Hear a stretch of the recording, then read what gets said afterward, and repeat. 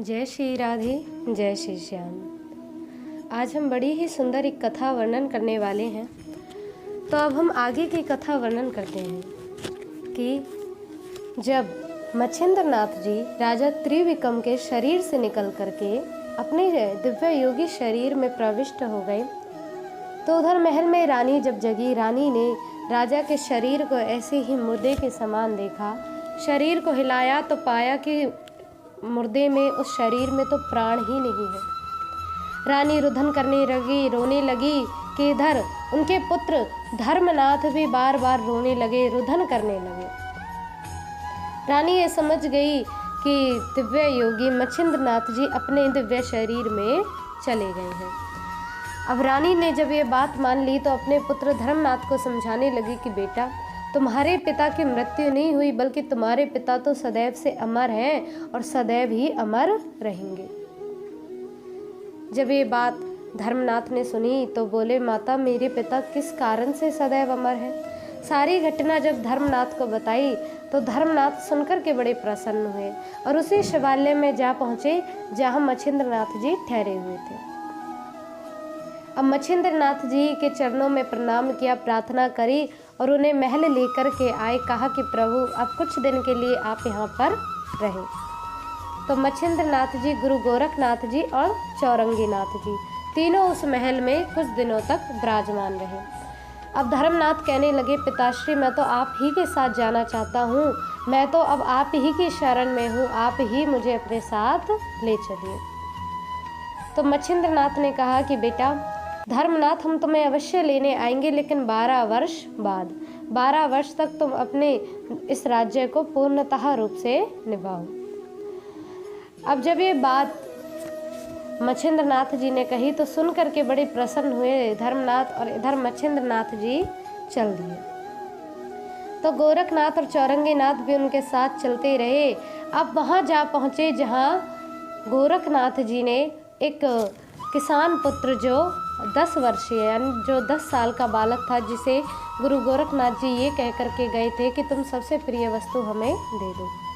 तो उस बच्चे ने, जिसका नाम मानिक था, तो उस मानिक ने अपना सबसे प्रिय मतलब कि जो उसकी वस्तु थी वो भोजन था और वो गोरखनाथ जी को दे चुका था।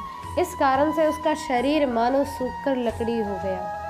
अब भूख के कारण अब उसकी जो बुद्धि की क्रियाएं थी वो बिल्कुल ही अलग हो गई। उसका स्वभाव ऐसा हो गया, चिड़चिड़ा स्वभाव हो गया। तो गुरु गोरखनाथ और मच्छिंद्रनाथ जी जब उसके पास जा पहुँचे तो मच्छिंद्रनाथ जी ने पूछा कि बेटा तुम तो बड़ा ही दिव्य तप कर रहे हो। तो उसने कहा कि आप कौन हो और यहाँ क्यों आए और मेरी तपस्या के बीच में यहाँ क्या कहने का अधिकार है।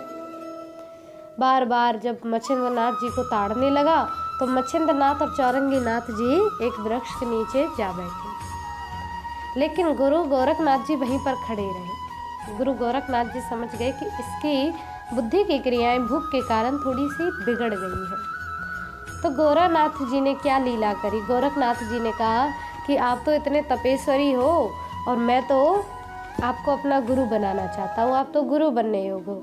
क्योंकि जो भी बात गोरखनाथ जी कहते थे, मानिक उसका उल्टा ही उत्तर देता था। तो गुरु गोरखनाथ जी ने ये बात कही कि मैं तो आपको अपना गुरु बनाना चाहता हूँ, आप गुरु बनने योग्य हो। तो यही बात मानिक ने कही कि अरे मैं नहीं, गुरु बनने योग्य तो आप हो। जब ये बात कही तो उसी क्षण गोरखनाथ जी ने उसके कान में दीक्षा दे करके उसे दिव्य, उसकी जो प्रवृत्तियाँ थी उन सबको बदल दिया।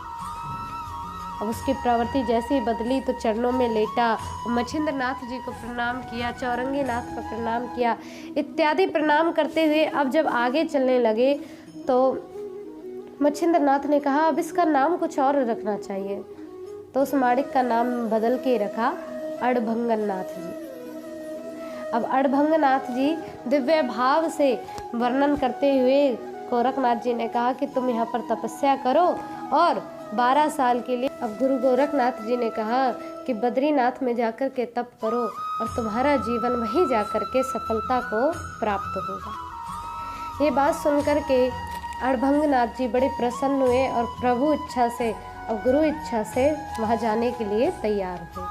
अब आगे की क्या लीलाएं होती हैं, गुरु गोरखनाथ और मच्छिंद्र नाथ जी आगे क्या लीलाएं करते हैं और अन्य नाथों का किस प्रकार से प्राकट्य स्वरूप होता है, वो हम अगली वीडियो में वर्णन करेंगे।